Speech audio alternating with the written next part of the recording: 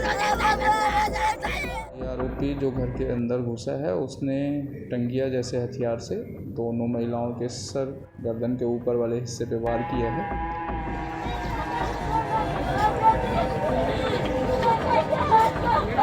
दादी और पोती की जघन्य हत्या कर दी गई। यह हत्या क्यों की गई, कितने लोग इस कांड में शामिल थे और पुलिस जांच में क्या कह रही है, वहीं पुलिस को क्या क्या मिला जांच में, आइए पूरी कहानी को समझते हैं। नमस्कार, मेरा नाम निशांत तिवारी है और आप देख रहे हैं द फ्री वॉइस। दुर्ग जिले के गनियारी ग्राम में दादी और पोती की हत्या कर दी गई। दादी और पोती घर में अकेले थे और रात में उनके छोटे बेटे यानी केशव ने खाना पहुंचाया था, जिसके बाद रात में वो घर पे ही सोए हुए थे और रात में कितने लोग आए और दादी और पोती यानी दादी रामवती साहू और पोती माया साहू की हत्या कर दी। यह हत्या क्यों की, किस वजह से की और का क्या कारण था, पुलिस जांच पे जुटी हुई है और पुलिस ने क्या पाया यह भी जांच में सामने आएगा। लेकिन अब तक जांच में ऐसा कुछ नहीं मिला है जिसमें यह कहा जा सके कि इस वजह से हत्या की गई है। बता दें कि राजवती साहू 62 साल की थी लगभग और वहीं उसकी पोती माया साहू 17 साल की थी और बीए लेकर वह पढ़ रही थी। रात में दोनों घर में अकेले थे और ऐसा कहा जा रहा है कि घर में कोई आए और पहले दादी की हत्या कर दी, दादी की निर्मम तरीके से हत्या की। बताया जा रहा है कि जब दादी की शव मिली तो उसके पास कुदाली थी और टंगिया भी पास में मिला थी। यह भी देखा गया कि हत्या इस तरीके से की गई है कि कोई देखकर डर जाए और उसके शव को घसीटकर घर के अंदर ले गया।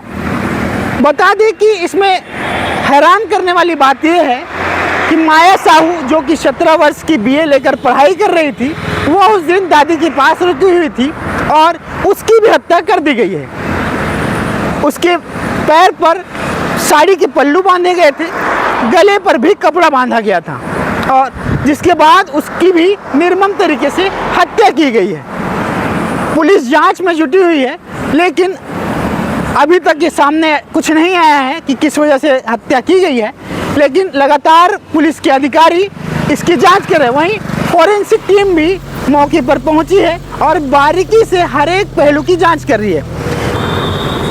राजवती साहू के 4 बेटे हैं, जो कि एक पहले नंबर के बेटे निर्मल साहू मंत्रालय में प्यून है और ये डेली अप डाउन करते हैं।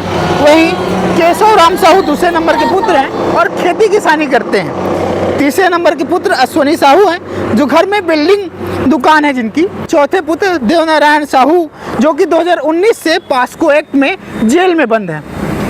ये 4 उनके पुत्र हैं और बता दें कि एक और कहानी सामने आई है। पुलिस इस एंगल से भी जांच कर रही है कि पहले हो सकता है कि माया की भी हत्या की जा सकती हो, क्योंकि जिस तरीके से उसकी लाश मिली है, इस तरीके से एक एंगल यह भी देखा जा रहा है कि माया साहू के पैर में साड़ी का पल्लू बांधा गया था, गले में एक कपड़ा बांधा गया था और पहले उसकी हत्या की गई हो, उसके बाद दादी को मारा गया हो और दादी को मारकर घसीट कर, यानी कि खून के पूरे घर में निशान थे जब उसे घसीटा गया था और घर के अंदर तक ले जाया गया। पूरे खून के निशान हैं, आप देख सकते हैं कि किस तरह वीडियो में मातम पसरा हुआ है और घर में दुख का माहौल है और शोक का माहौल है। इसके अलावा एक एंगल यह भी देखा जा रहा है कि पहले दादी की हत्या की गई हो, उसके बाद फिर माया साहू ने कुछ देखा हो या माया साहू ने कुछ करने की कोशिश की गई हो, उसके बाद माया साहू की हत्या की गई हो। 6:30 बजे के आसपास गनियारी गांव से एक 112 पे इवेंट आया कि वहाँ पे एक महिला का मर्डर हो गया है।